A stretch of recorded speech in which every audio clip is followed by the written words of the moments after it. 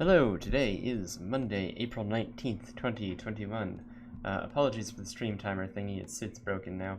Apparently most of this page is now broken for no particular reason. I didn't change it at all, and the font is the thing that bugs me, because I didn't change anything about it, and the font just doesn't load anymore. I don't know why, either. As far as I know, the font that I was using is a default font with the browser, so there's no reason that it shouldn't work. But you know, that's how web pages tend to be. They just break for no good reason. So, today, I'm going to fix my camera, and then I will look at all the other stuff. Okay, so we can fix that, we can fix that a little bit, and let's add some color back. Okay, there we go. Okay, so today, so a couple things. One, percentage guy is here. So my language worked until I added file opening. And my Alexa forgot how to handle new lines. Yeah, it's even more frustrating because code handling, the new line handling part is the same part. Yeah, that is kind of annoying. I've worked with lexers and parsers before. The main thing that I found was just use a library. So yeah, what library are you using for it, or are you trying to do it yourself? Because, I don't know, my opinion is just use a library because it's a very complicated thing, and it makes no sense to try to do it yourself. I'm trying to fix the coloring in my camera and it's not working. It's the wrong color, but that's... yeah, I don't know why it's freaking out. Don't use a library. Yeah, I think you'd probably just benefit from using a library. Yeah, I gotta remove some of this color, but not that much.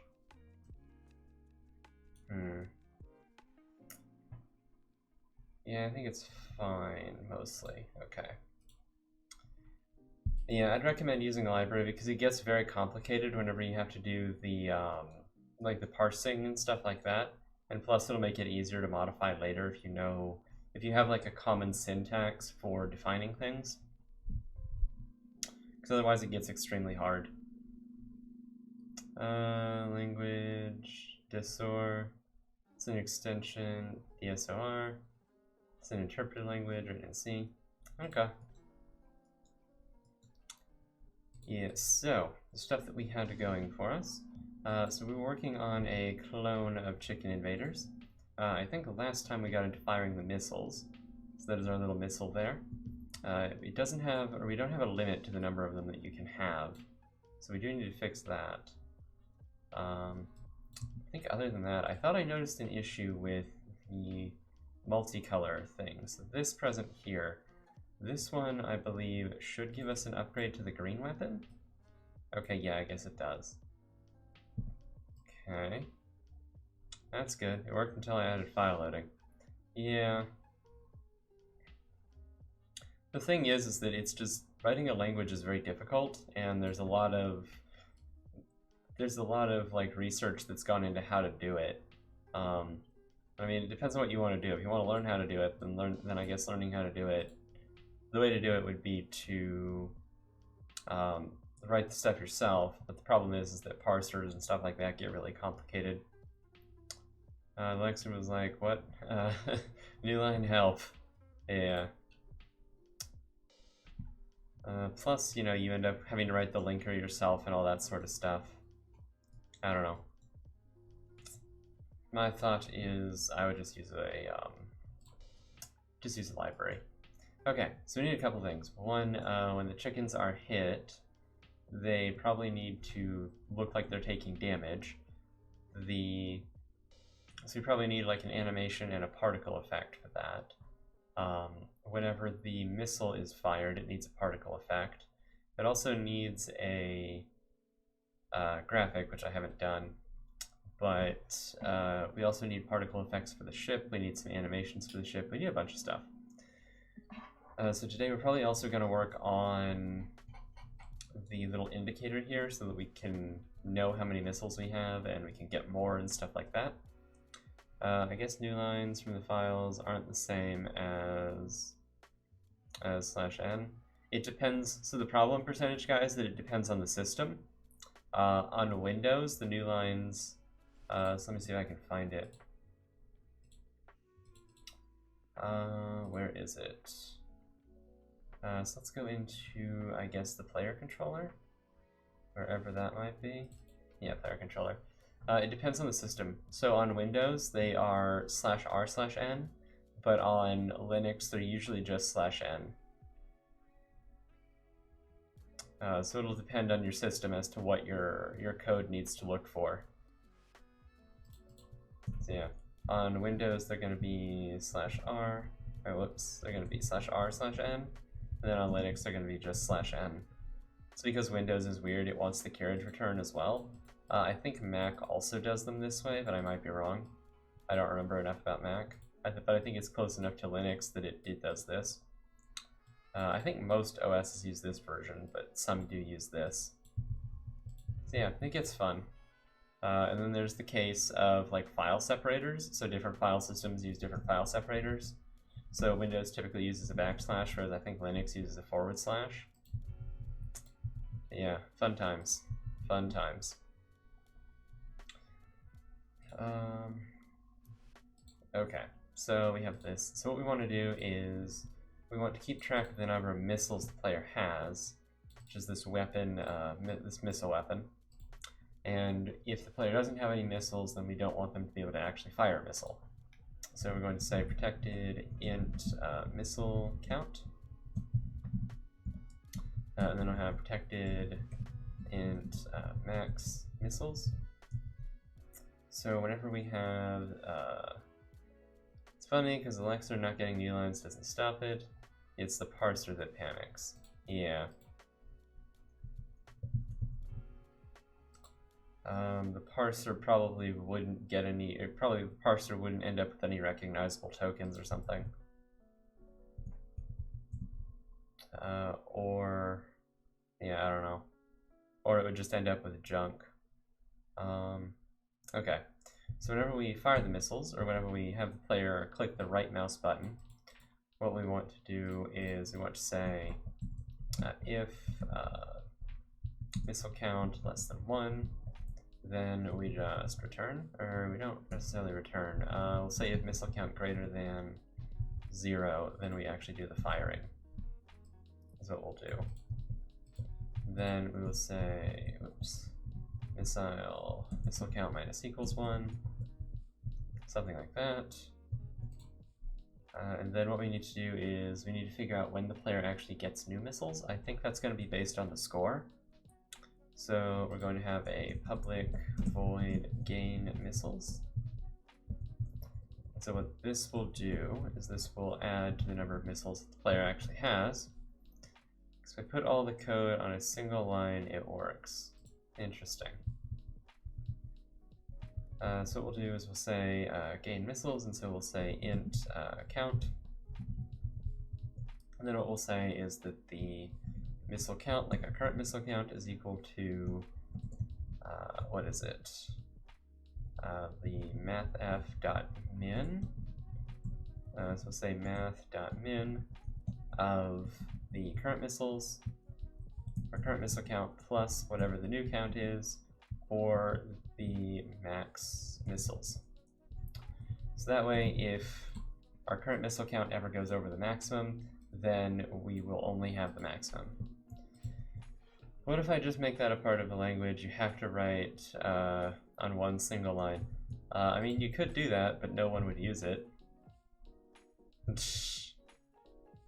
Yeah, you could do that, but no one would use it. So you can add new lines inside strings, apparently. Interesting. Depending on how you're doing the parsing. Yeah, depending on how you're doing the parsing, you could be consuming every... Yeah, see, this is why I'd tell you to use a library. Because with libraries, you can use EBNF. And so you can say, like... you can usually tell them to ignore new lines. But yeah, what you can usually do with EBNF is you usually tell it, like, you know, identifier, you know, you tell it an identifier is, you know, A through Z, or you can say an underscore, wait, it's usually A through Z, A through Z, A through Z, and then also the underscore at least, and then you'll have like an optional group of, what is it, is it dot star like that? And then it's A through Z, A through Z, what is it? 0 through 9, and then underscore, and then some languages have the $sign, so you could put the $sign in there too. And so the idea here, is that an identifier is any letter A through Z underscore $sign followed by 0 or more copies of A through Z or the $sign underscore, and then you say like, declaration, variable, or you can say, declaration, or maybe, I guess declaration. Something like, an identifier. So you need an identifier that would be your type, then you need another identifier that would be your name, and then you'd have like the equal sign as a literal, and then some string or something. This would be your, well, this could be a string, if this was a string declaration or something like that. So you could do something like that, and you have like a nested parse tree. Very mild with forgotten characters. You can just forget to add a semicolon or an end quote, and most of the time it'll be fine with it. It sounds like JavaScript. Although JavaScript, I don't think it functions if you forget an end quote. I know it functions if you forget semicolons, sometimes, depending on what you're doing. But then only God knows what it's actually going to end up doing. So yeah, this will set our missile count. The next thing we need to do is we need to update the UI. So we'll have the UI in here, we'll have the UI component. Cool. And then we'll have the public void. What we want to do for this is we want to say, set missile count. Yeah, set missile count, and this will be the amount.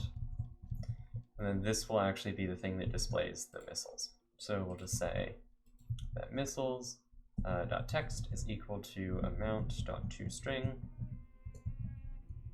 Yeah, dot toString. There's other ways to do this, but the toString will work for us.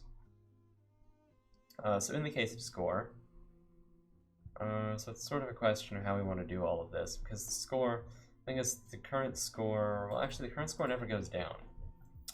So, what we need to do is we need to figure out if the player got enough score to gain a new missile.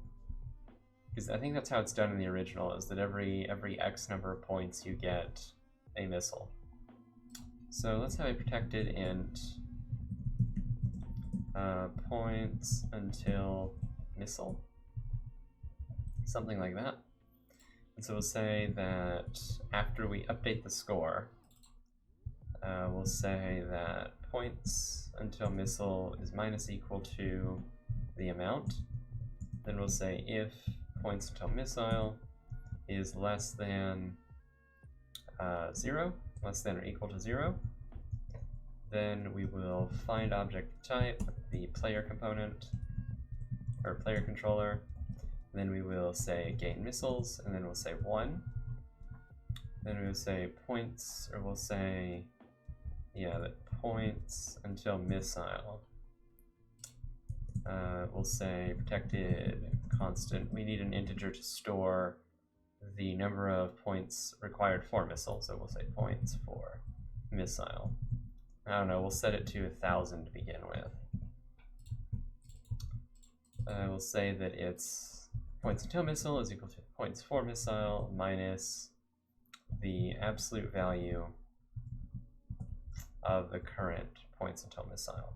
So basically, if there's an extra amount of points, then we can just subtract it.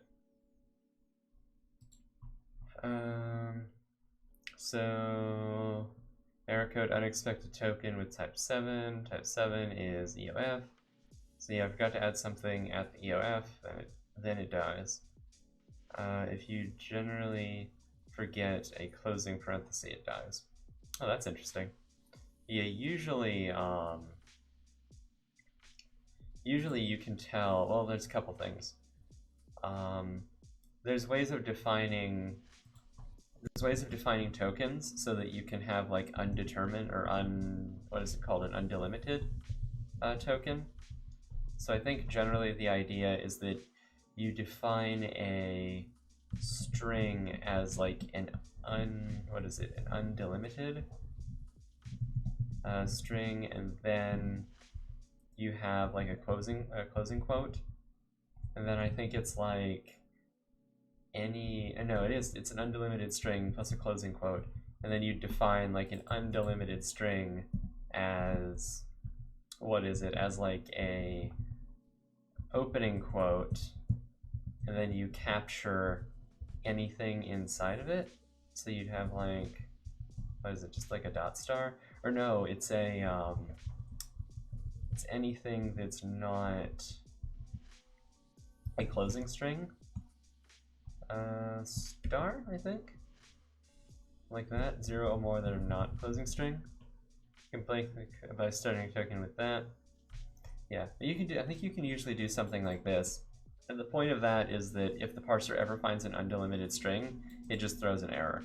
And you can do the same thing with parentheses and brackets and all that sort of stuff to figure out if there's any in the string or in the source file. So yeah, we can say points until missile. We're going to say, no wait, that's fine. Actually, we don't even have to do this. We can just add, we don't have to add the absolute value. We can just do this. So if this is negative, what that means is that, let's say we had 0 points, right? And then we gained 1100. So we'd have, in this case, this would start out at 1000. We'd have minus, after we did this, gain 1100, so we'd have minus 100 here. This would be less than 0. We'd add 1 missile, and then we would say that this would be equal to 1000 plus negative 100, so that would be 900. So that's what we want.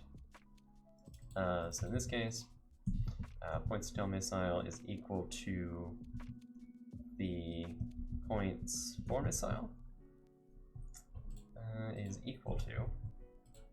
Then what we would do is we would set it's a player, probably find the player. Let's just have the player as protected. Say player controller, and then this would be the player. So we'll set the player over here. I'm going to say that's equal to that. Something like that. All right. Then we would say, let's say the player starts off with, I don't know, 3 missiles. Yeah, 3. That's probably fine. Index of object of type. No. Oh, find object of type. Yeah, there we go. Okay. And so now we can say player.gain missiles 1, points until missile that. Okay, perfect. So what this should do is this should set, or wait, we have that missile, and then what we need to do here is we need to say we need to find the UI component whenever we gain missiles. I mean, it is kind of weird that the player kind of calls the UI component, but it's not perfect. There's ways that we could fix that, but since this is sort of a oh, whoa, wait, what? Why is it set value?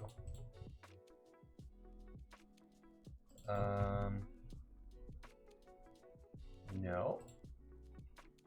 What? Just make the code so it assumes there's a new line every time it finds a semicolon. I don't think that'll work. Oh, find object of type. I mean, it might work for simple cases, but it's not gonna work for, well, yeah, that might work. Assuming, well, that could make strings interesting if you have semicolons in the strings. But actually, yeah, I guess that might... Is there anything that would break? I guess that would work, depending on how you treat for loops and stuff like that. But yeah, most languages just don't care about, like, most languages ignore white space, especially if you have a like semicolon delimited language like C# or Java. The white space doesn't matter. Like, you can completely just separate all this stuff and it doesn't care. So we can say set missile count equal to the missile count. Like, you know, stuff like this is completely valid. It's still valid C#. Like, even though it's completely split out, it doesn't care. As long as the identifiers remain the same, it just doesn't care. So yeah, that's why a lot of parsers for those languages just ignore white space. They just don't care.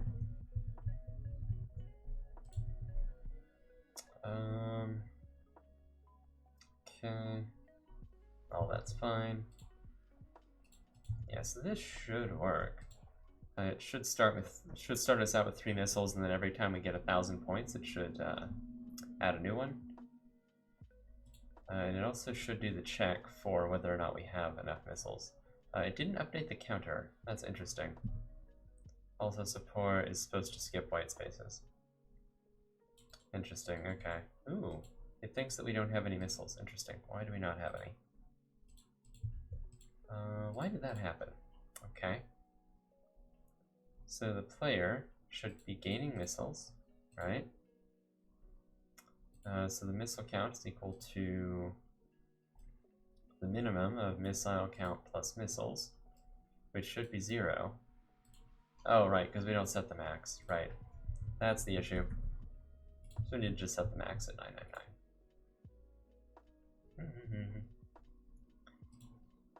Oops, because yeah, the issue was the max was 0, so anything above 0 wouldn't work. So yeah, now... Ooh, that doesn't subtract a missile. Interesting. Okay. We need to fix that. I thought it did, though. Oh no, I guess it doesn't. Okay.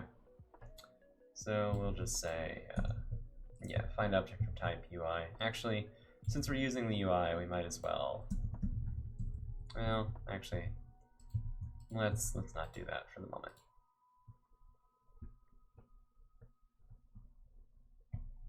But yeah, well, I mean, if it's supposed to skip white spaces, then you could just go through the string, right?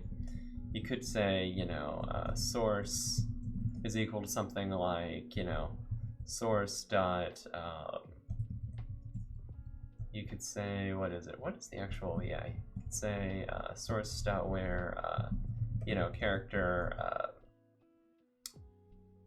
Oh, where is it? Yeah, character.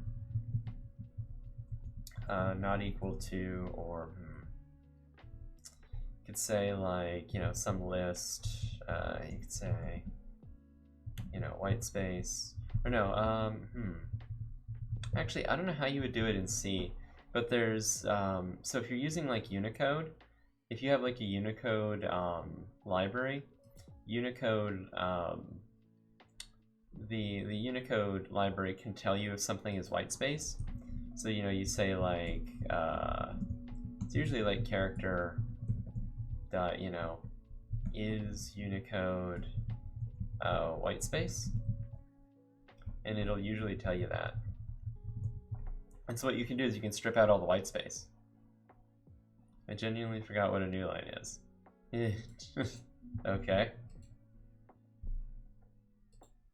Are you using /r/f, or are you using, or /r/n, or are you using just /n?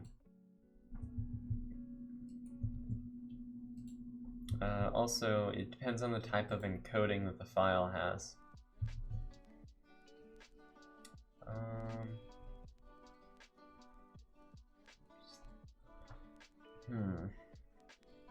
Okay, so I think everything is working, right? Should work either way. I mean, it depends on how it handles tokens it doesn't know.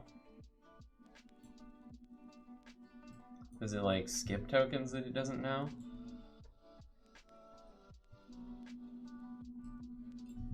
Okay. Oh, interesting. We're getting missiles at a much faster rate than we can actually use them. How many points do we get for that? We get about 1,000. Okay. Well, actually, Now that we've used all of the missiles, we can't use any more. So that one changes color, and that one changes color. Whoops, that breaks everything. Yeah, okay. So we have that. Once we click over to 7,000, we get another missile. Okay. So yeah, that does seem to work. That's good. The next thing we probably need to deal with is when the player dies. So how are we going to deal with that? What is it? I think usually the way that I do it is with a coroutine. God, can't speak. Okay, so weapon level, all that stuff, that's good. What we will do is in the unit component, let's go into here. So in die, right, okay. Let's think about this. So we want to do, I think we're going to hide the player component when they die as opposed to actually, what is it, destroying the game object.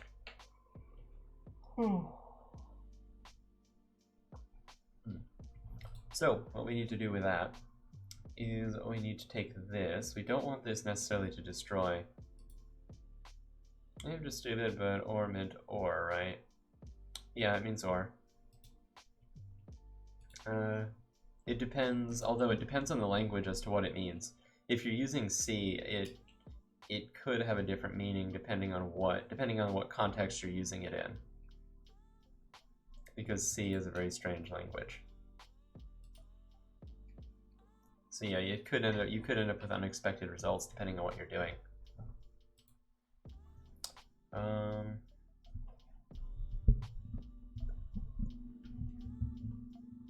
Okay. So let us think about this. Because the reasoning for that is because C has an interesting way of thinking about Boolean values. The language doesn't necessarily support actual Boolean values. It uses, I believe, 0 and 1.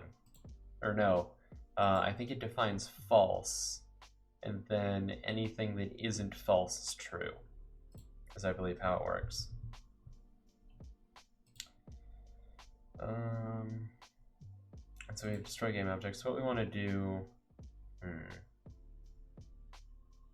a couple ways to do this. So one of them is that we can use an action, and we can just override the action for the player, which is I think what we're going to do. So to use actions, we need to import system. And so what we can do is we can create an action here, and we can say public, action, and we'll call it on death. And so what we'll do is we'll say if on death, if on death, then, wait, does this not, oh yeah, system.action, not equal to null. If on death is not equal to null, then we'll just call on death. Otherwise, why isn't it like that? Otherwise we can do, oh yeah, I know why, it's null propagation. Otherwise we can do that. So if there's any override to the behavior, then we won't destroy the game object. If there is an override to the behavior, then if there is an override to the behavior, then we don't destroy the game object. If there isn't, then we just destroy it. So it's how the chickens work, basically. So in the player controller component, we don't have a reference to the unit, but yes we do. So in awake, we're going to say private void awake. We're going to say unit dot on death, and we're going to say that that is plus equal to. So we're going to add a listener to it, and then for now we're just going to create a lambda and debug.log that the player died. Player died. There we go. So what this should do is this should override the on death action for the unit, just that action, or just that sort of method and behavior. So what we'll do, so we have that here, and what is our player health? I think we need to set our player health to 1. because I think the player always has 1 health in this game. I don't think you can get any more, like, ever. Okay. So what should happen is if we get hit by an egg, we should get a message that tells us we died, which indeed we do. Yeah, okay. We only get 1. Oh, right, because we still count as being dead. Okay. Interesting. Okay, so the way that we will deal with this is we'll say public void on death. What we'll say is that the unit on death is plus equal to on death, like that. All right. And we probably actually want to pass in the unit component. Yeah, something like that. Because what we can do is we can say that we will have an action, we'll say unit component. And then this action will take a unit component. This will be the unit. Or actually, we don't need to do that. No, never mind. I'm wrong. All right. Yeah, just have this be on death like that. And then what we'll do is in on enable. So say public void on enable. We will set is dead to false. And now what we'll do is we'll say game object, or what we'll say is on death. We'll say the unit dot enabled is equal to false. And then we will say game object, oops, game object, no, or sorry, we don't even need to, or do we? No, we need game object here. Dot set active, and we'll say that it's false. And then what we will do is so on death we want to set the unit equal to disabled. Then we want to set our game object to false, or not active anymore. And then we probably want a coroutine to revive us. So what we can do is we can say a protected void, and we'll say respawn. And what we'll do is in respawn, we'll say unit.enabled equals true. And then we will say gameObject.setActive true. Then I believe what we can do is we can say here, gameObject.invoke, or no, not gameObject, but just invoke. And what we can do is we can invoke, oh no, wait, we can invoke, we can say name of, right? Name of respawn? Yeah. Then we can invoke that after 1 second. Okay, yeah, I forgot about this. I forgot that you could do that. So we can invoke respawn after, so we respawn after 1 second, basically, is what will happen to us. And this should work. So what this should do is this should allow us to, you know, be unkilled, or, you know, respawn after death, basically, which is what we want. So after we get this working, we can hook that up to the lives. So what we'll do is we die, and then we undie. We die, then we undie. Die, then undie. Okay, cool. So I like that. Okay, cool. Now what we need to do is we need it so that the lives will update. So the way that we do that is pretty simple. It's in the UI. We need to say something like set lives. Oh wait, this is the unit component, not the UI component. This is the UI component, okay. So what we can do is we can say public void set life count. We can say int count, yes. We can say life count or lives dot text is equal to count dot toString. Okay. Then in here we can set the number of lives, or sorry, well, it's a question of whether we want the UI or the player to know about that. I'm going to say the player, so say protected int, we'll say lives, we'll say protected int max lives. So what is the yup? It'll be 999. It is the new line that is the problem. It's not the parser. That's interesting. Even the tokenizer just stops.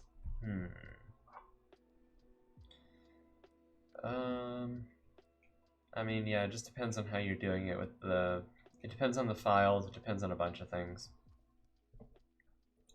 But yeah, you should check the comparison to see if it's actually comparing it to what you think it is. Because in C it can be very strange. Like, you may not be getting the values that you think you're getting. So say lives, say we need a public void gain lives, because there are ways to do that in the game. So we'll say int count. And then what we'll do is we'll say that the lives is equal to the same thing, mathf.min. And this will be lives. And this will be max lives. Yeah, something like that. Alright. Then we'll say same thing, find object of type. And this will be set life count is equal to lives. There we go. Okay, so at the beginning here, we're going to say... I thought we had a thing that would say gain... You know what I just thought about? What have you just thought about? Is the UI the thing that gives the player the missiles at the beginning? Yeah, they do. I don't know how much I like that. I don't. Yeah, I don't. Alright.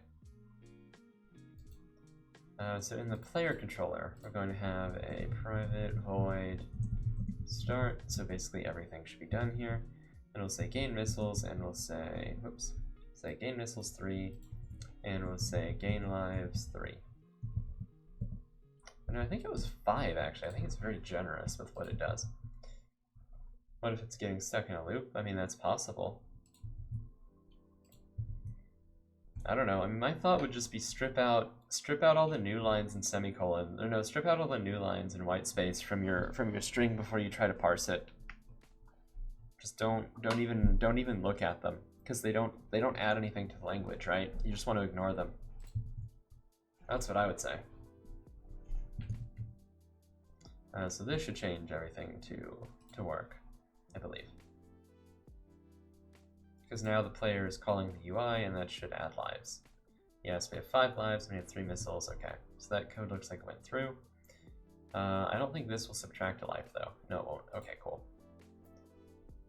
That's what I'm trying to do.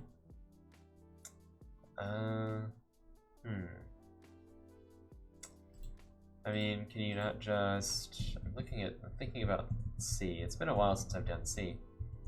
But I mean, if you had your source, right, you would do, equals, have your source. And then what you would want to do is, what is it? It's probably before, like, char C is equal to source. Oh no, you need to dereference this. So be equal to that, char not equal to null terminator, and then char plus plus, or wait, no. You would want to do, or not char, C. You'd want to do address of plus, or C is equal to address of C plus plus. Yeah, I think you'd want to do that. And then you'd have to have a char target unexpected token with type 3. You'd want to have like a target, and then that would be equal to, like, malloc maybe size of, or no. Oh god, what would it be? The malloc have like a length or something. The length of the source or whatever. Potentially. And then you would say, oh, whoa, that's not what I wanted that to do at all. Oops. Okay. You do understand that I'm following a tutorial. Yeah, but I'm telling you how to do it. So you'd have source. Oh no, you couldn't do this. You'd have to have an integer. Oh, that would be annoying. You'd need an index too. So you'd need like an int like target index or something. Would be 0, and then you'd say like target index plus plus, then you do something along the lines of like target, or it'd be like target of target index. This is why I don't use C++. This is why I don't use C. This is the exact reason I don't use C. You do something like this, because in C# all you would do. So you see, that's why I don't use C. Is because you have to do all of that nonsense. Whereas in C# you would just do, you know, var source is equal to whatever, and then you'd say, you know, source, you know, basically where C is, you know, you'd have C, and then you'd say C is not equal to, you know, white space, and then you'd say, you know, toString or whatever. You know, obviously not completely perfect, but something like that, you know, or this would be an aggregate or something like that. That's all you'd have to do. You know, var filtered is equal to that. That's why I don't use C. It's because you could just replace all of that with a couple lines. It just doesn't make any sense. Okay, so you have gain lives, then okay. So the thing we need to do is when the player dies, we need to remove a life. So we're going to say lives. Oh, whoops, not here. Not in the unit component. In the player component. On death. So we'll say lives minus equal to 1. We'll say if lives. If lives. Whoops. If lives is less than. We'll say less than 1, less than or equal to 0. Yeah, that's fine. Then what we will do is we will say, I'm trying to think of how we need to do this. I think we need to invoke respawn, actually. That's what we need to do. So we'll say if lives greater than 0, or greater than or equal to 0, because even if you have 0 lives, at this point, you are fine. But if your lives go to -1, then you'll die. So yeah, we invoke respawn, and then we say UI component, or we need to find the UI component and then set the actual lives. Yeah, something like that. Set live count to be lives. Yeah, there we go. So that way, if we have 0 lives, if we have -1 lives, then nothing will happen. Yeah, if we have -1 lives, then we'll never actually get the update, so we'll just be dead forever. And then what we'll say is, in the else clause here, we'll say debug.log game over. Yeah, something like that. Okay. So say game over. And so now, after we die like 5 times, the game should end.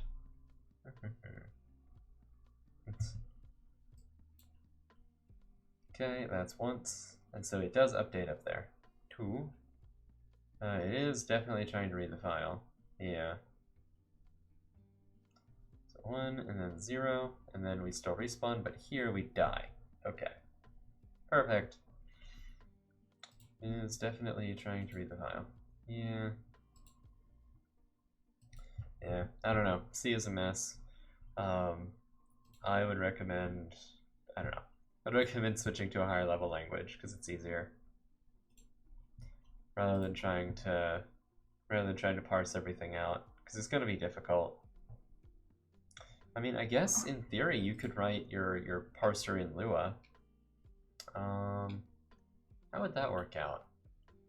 No, that would probably be too much. C# is probably a good language to do that. I think Antler supports C#, right? Antler. I think Antler supports C#. Probably does. Documentation. Nope, that's not. About? What languages are supported? It does. Oh, okay. Looks like there's Java, C#. Oh, nice. Python, JavaScript, C++. Oh, Antler has a C++ binding. I just use C++ inside an interpreted language. I mean, yeah, there's no reason not to, right? I mean, it depends on what you're trying to do. But yeah, I would just get the Antler bindings for C++. It'd be much faster. And you wouldn't have to worry about doing all this yourself. One time I want to make something from scratch, people always say, use a library, use this tool.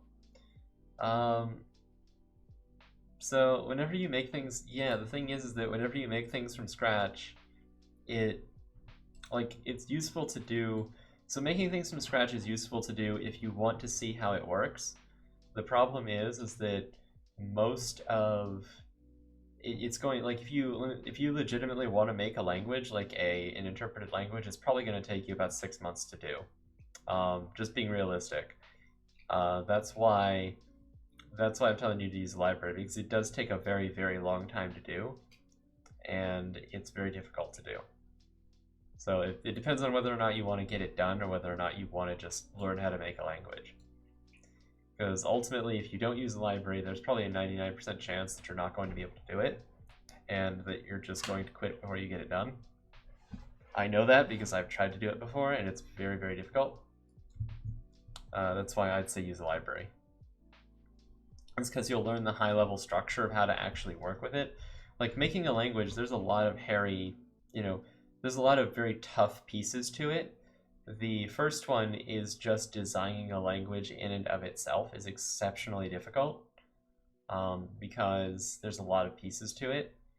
Like, there's a lot of considerations. Even after using a library, it's still complicated because there's a lot of different pieces you have to think about. But then building the actual, like, before you even design the language, you have to figure out the parsing, figure out the lexing, make the two work together, and then you have to specify all the rules. And so using the library will just get you up to the stage of you have to specify the rules. And even if you're at that stage, it's still difficult. So, like, it's gonna be really hard. Like, making languages is not an easy thing to do. But yeah. And making good ones is even harder. But yeah, the main reason that people are doing that is just to, the main reason that people do that is just to save you a lot of pain.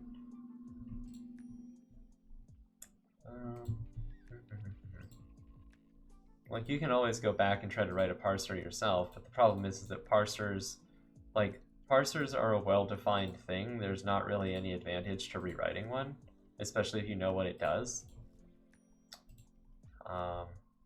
Same thing is true of a lexer. It's like a well-defined thing that people have been doing for years. Like, there's even, the thing is that lexers are so, like, people understand lexers and parsers so well that we actually have, tools that write the parser for us, or that write the lexer for us, and that's something like Antler, right? And so you basically, like, Antler just created, it helps create a language for writing languages. And I mean, before Antler there was Yak, and I think Yak is the same thing, right? Is it a compiler? Is that what it is? It's like yet another compiler, I thought. Yeah, yet another, yeah. Yak was before that. It's yet another compiler. And it's an ancient thing, too. Where is it? Yeah, case initial work. I don't remember where or when it was. Was it 1970s? Yeah. So we've been writing compilers since the 1970s. That's how long this thing has been going on. It's pretty crazy. So yeah. But things like, tools like Antler and things like Yak, they just encode like 50 years of knowledge into a library so that you don't have to make all the mistakes that people made over 50 years. I mean, even before that, too, because Yak was developed on a bunch of knowledge. But yeah, okay. So we have our weapons and things. We have the spawning. We have all that done. Okay. So all the chickens are dead. That's good. So, a couple things we could do. One of them, we could add some simple particle effects to our stuff. Give me a second.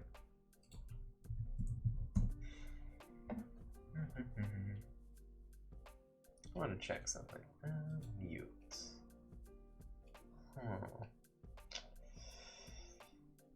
When do you...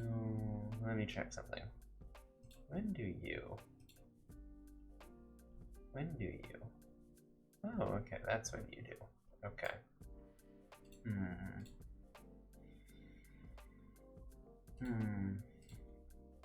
Alright.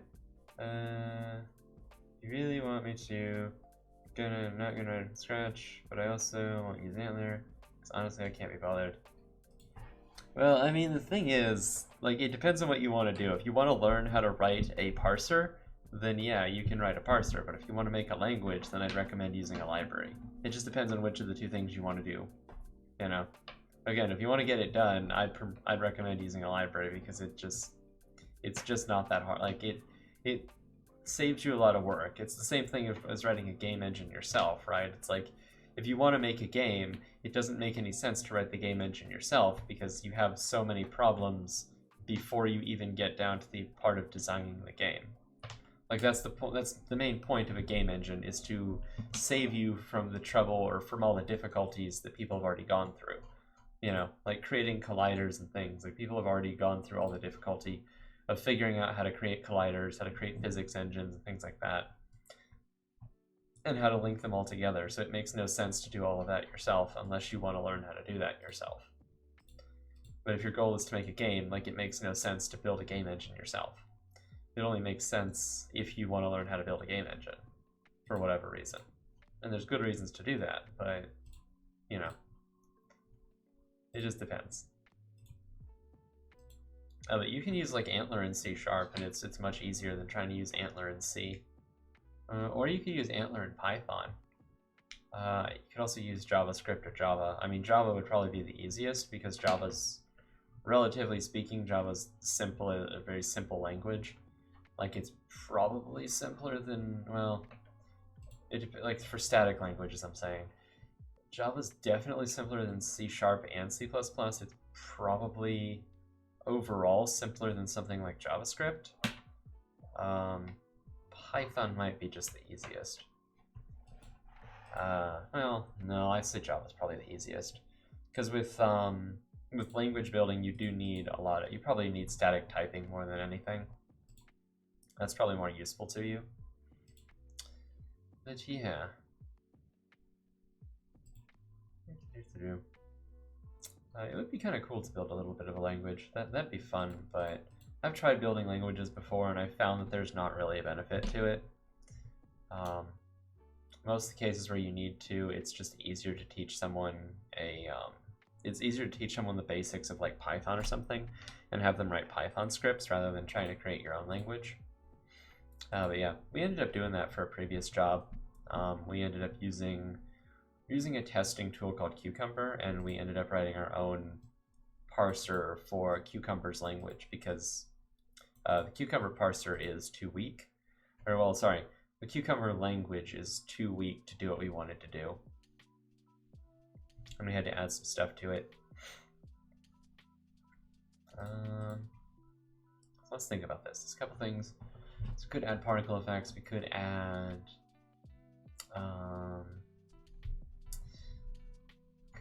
animations. Don't really want to do that. Hey, Bolt, how's it going? What about Kotlin? Oh yeah, Kotlin, that's true. Kotlin. Right. I think Kotlin, though, Kotlin's more complex than Java. Yeah, I like Kotlin more than I like Java, but I think Kotlin is more complex.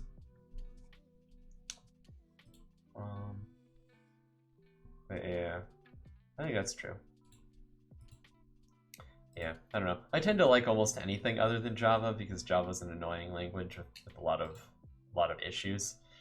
Uh, I think C# is just a better version of it, but yeah. Like if you don't want simplicity in a language, then I think, well, it depends on what you're trying to do. If you're trying to run something on the JVM, or if you have, I guess if you already have a lot of Java code, Kotlin is useful. Yeah, like Kotlin's useful if you already have a lot of Java code and you want to move away from Java. If you're starting something from scratch and you don't have a lot of existing code, I would agree, or I would say that C# is probably a better idea. It just depends on what kind of training people have. Like the configuring Java with stuff is so annoying. Yeah. Well, I mean, the main problem with Java is that it's just such a feature-barren language. It's missing so many like important features that something like C# actually has. You know, it doesn't have indexers, it doesn't have operator overloading, it doesn't have extension methods. It's missing so many things. Most languages are much better. Trying to think.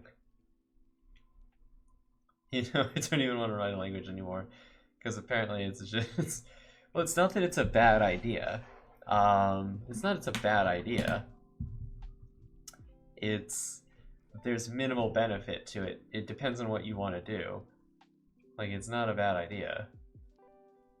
It depends on what you're trying to do, and it depends on what you're trying to accomplish with it. If you're trying to make programming simpler, that's one thing. If you have, there's just not a lot of good reasons to write another language, and you know, other than trying to learn it, other than trying to learn how to write languages. But like, granted, I say that because I've made this mistake before. Like the language that we tried to write, that I tried to make it better than an existing one, and I pretty much failed pretty heavily at it, and it really sucks. There's probably a lot of people cursing my name right now, so yeah, I don't know. I just learned that from experience. I would say the bad, I mean, again, it depends on what you're trying to accomplish. Like, if you're trying to figure out how to write a language, then yeah, write a language. Just don't expect to finish it. If you're trying to learn how to write a language, then yeah, write a language.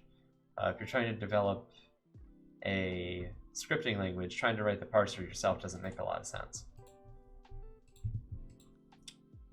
That's what I would say.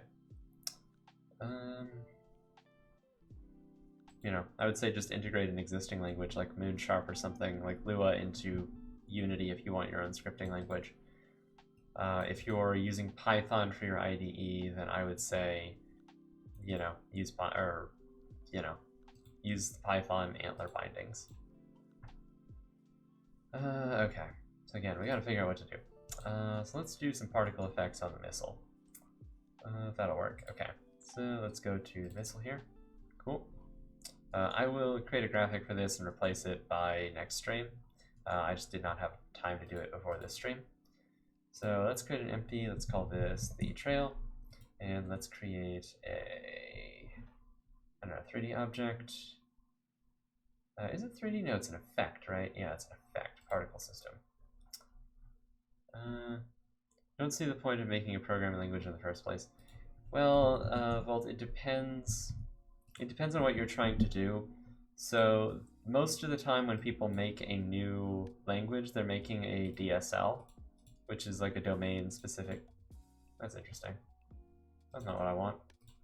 They usually make a domain specific language. So in the case of like software testing, cucumber testing. So in the case of like Cucumber, so this is like a testing tool, and the idea of this, so it basically has this custom language like this. The idea is that it makes it easier for people who don't know how to program to actually write code. And so the problem that we had at my previous job was that we wanted to use Cucumber because it's a really good language, or this language is called Gherkin. It's like an incomplete programming language. Like, it provides some of the pieces, but you have to provide the rest.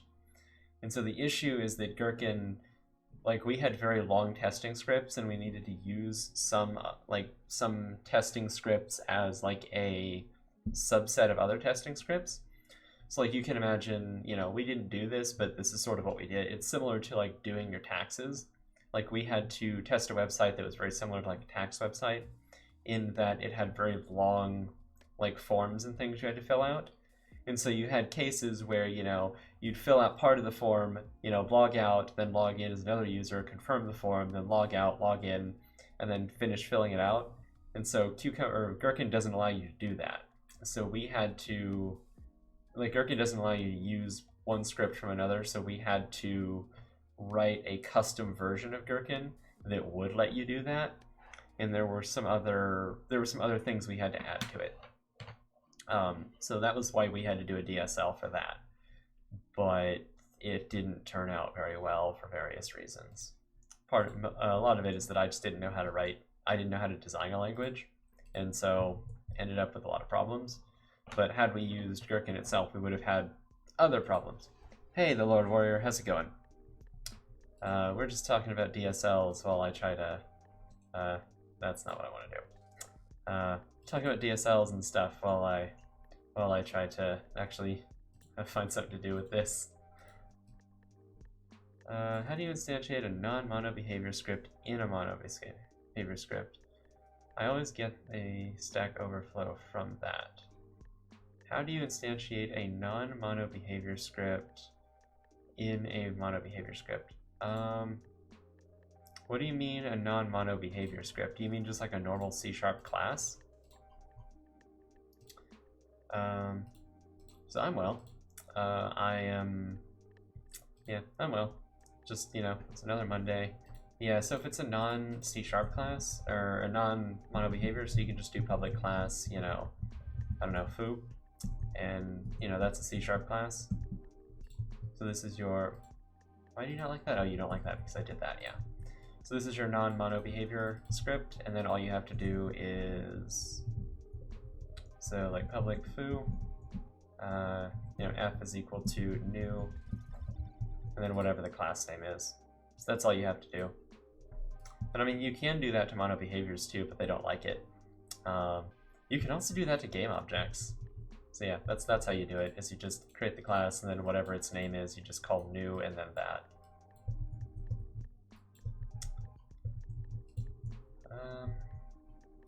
Oh, whoa, I broke something.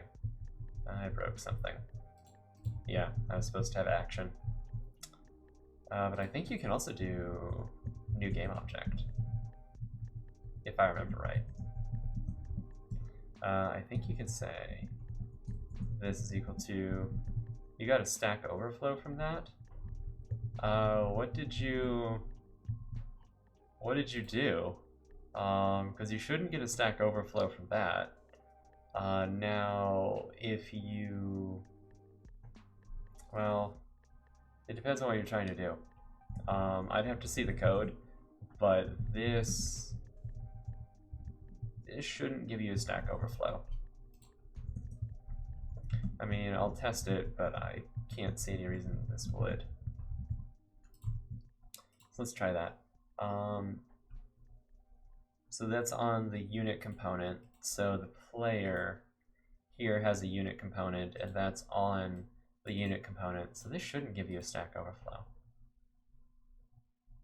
Yeah, you don't get a Stack Overflow from that. Now, if you do that, for instance, you probably will. This will probably give you a Stack Overflow.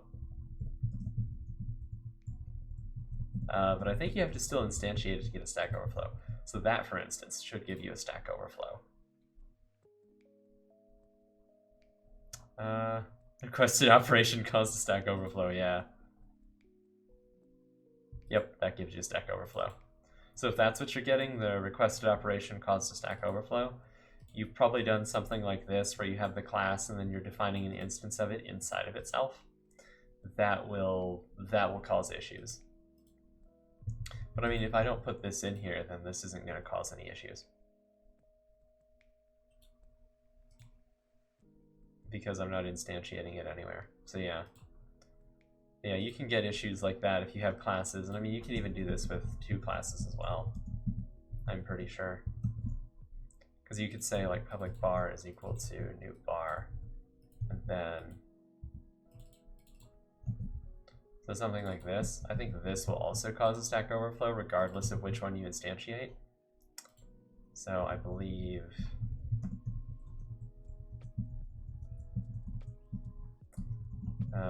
something like that. I think that'll also cause a Stack Overflow, if I'm right.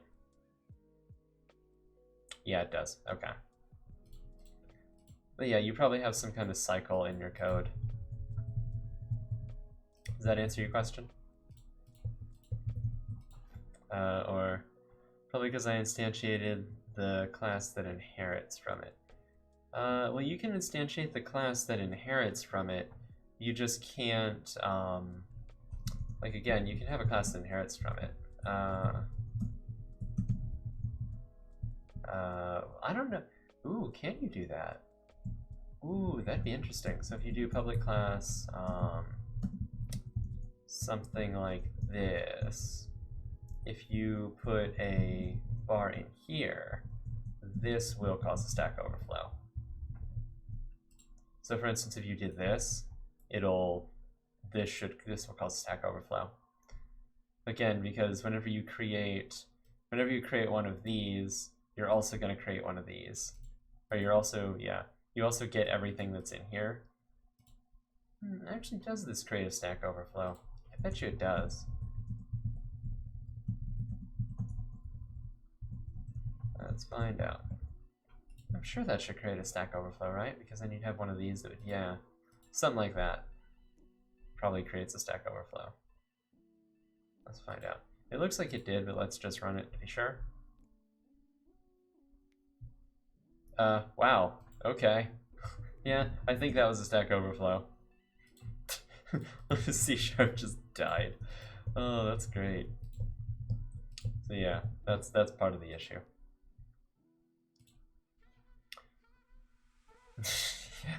Unity was just like, nope, I'm not even answering that question. Yeah.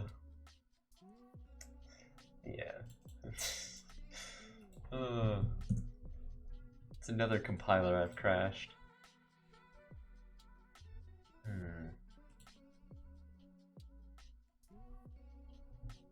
Interesting.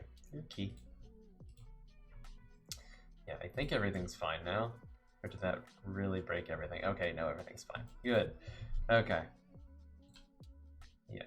All right. So that's kind of the issue, is that you probably have some kind of cycle like that. So we have a missile here. We have missile in prefabs. Yes. Okay. So we want the trail here. Or wait, actually no. We want to edit this in here. So I think, yeah, we have the trail here. Okay, that's at 111. Great. Okay. So the duration for this can be 1. The emission. There's no rate over time. There's only rate over distance. So something like that. Yeah, there we go. Okay. And then the shape. If you do a never-ending loop, it also breaks Unity. Yeah, an infinite loop will also break Unity because it doesn't know what to do with it. So radius is 0. We want the angle to be 180? No, we want the angle to be 0. Radius thickness is that. The arc would be, no, not 90. There would be no start speed to this. Yeah, it's fun to break the compilers and stuff like that. So create the start lifetime to be 1. The start size is very large, so let's say random between 2 constants. It'll be 0.2 and 0.4 perhaps. And I'll say 0.3, that's probably fine. Yeah, it's even too large right there. So let's say 0.1 to 0.1. 0.2? Yeah, that'll be fine. Okay. So we have rate over distance. We want to change this to not local space, but world space, simulation space being world. That'll make it create like a little trail like that, which I like. Okay. And Then the start, let's flip rotation, start rotation. We can say that it's random between two constants, and we'll say minus 20 to positive 20. Oh, that's not what that does. All right. So we'll say the start speed's at 0.1. No. Say minus 0.2. That way they should spread out a little bit, but they don't. Okay. So what's the, I guess it's the arc that we want, right? Or it's the angle? The angle at 20? Yeah, something like that. That way they kind of split up.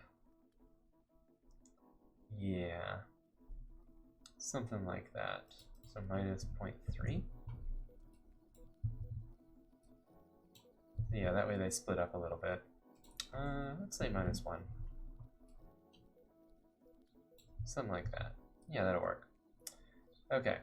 And so we want the, not limit velocity, we want we want the size over lifetime. So the size over lifetime, let's just, I think we need that open, yeah. We probably want that. That way they get tinier as they go. They kind of fade into oblivion. Yep, that's fine. Let's say the rate over distance is 20. Something like that. Yeah, okay. I think that should be fine. Right, let's see how that looks. Actually, let's go into missile again. Let's just move this to the back, kind of like that. All right. So now, yeah, there we go. We kind of get a little trail. That's kind of nice. Okay. And I think in the original they curve a little bit. Like they start straight and they like curve a little bit to one direction, just kind of at random. Yeah, kind of like that. Obviously it's not balanced, but you know, can balance it later. It's fine. Okay, so we have these. Good. Yeah, kind of like that.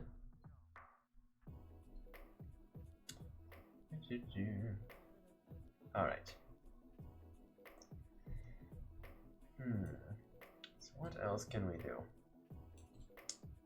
So we have this. We can kind of make it. Maybe we could do the curving thing. Because I think still looking for. Give me 1 second. Oops, still not there. That's kind of annoying. Okay. Are you dragging the ship? Yeah. So the mouse, like the ship, kind of it aligns to the mouse. It seems like the mouse cursor in the Unity editor is broken, where it doesn't disappear correctly. So even if I set like the cursor mode to invisible, I don't think it will disappear. I think I've tried this, but I might be wrong. Let me double check. So let's say in the UI component, right? If we go into private void awake, I think we say cursor, what is it? Cursor dot visible equals false. Or I think you can say set visible, right? No. We can say, yeah, I think if we say visible equals false, I don't think it works in the editor. I think it breaks for whatever reason.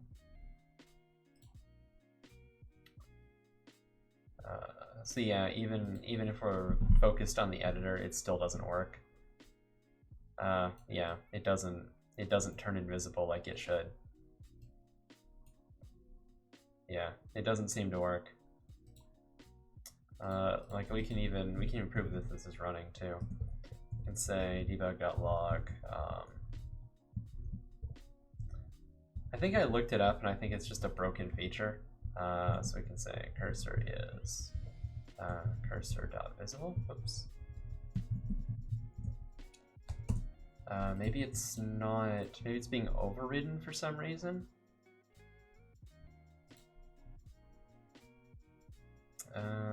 Yeah, cursor is not visible even though it is. Maybe it has to be maximized. Maybe that's true. No, even maximizing it doesn't work. It's just a busted feature.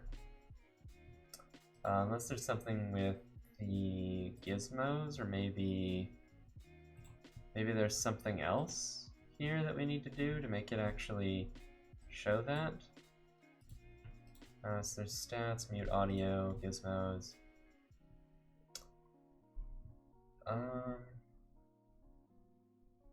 Even scripts, yeah, it seems it says canvas. Yeah, I think they're all broke. I think it's just a busted feature, is all it is. But yeah, I'm not too worried about it. Like whenever I do the build, I'll figure it out then. So like there's like a temporary workaround you can do where you just set the cursor to, you can set the cursor's image to something that's like invisible, like just completely alpha, you know, like full alpha, and it's fine. But yeah, it's just a busted feature, unfortunately. What's you? That is the sort of problem. Okay, I'm not sure how keen I am on that rendering. It's kind of weird. Yeah, it is definitely a question of what we do next. So we have the particle effects for that. I mean, I think what I might just do, I think I might just raid somebody. I think I'll just call the stream early because I'm working on some stuff this week, and yeah, I need to do some stuff. So yeah, we'll just raid, not Vulcan. We'll raid you, friend. Yeah, there we go. Okay, yeah, so thank you guys for tuning in. There will not be a second stream today. I have some stuff I need to do, kind of busy. Anyway, I will see you guys later. Tomorrow, basically. Anyway.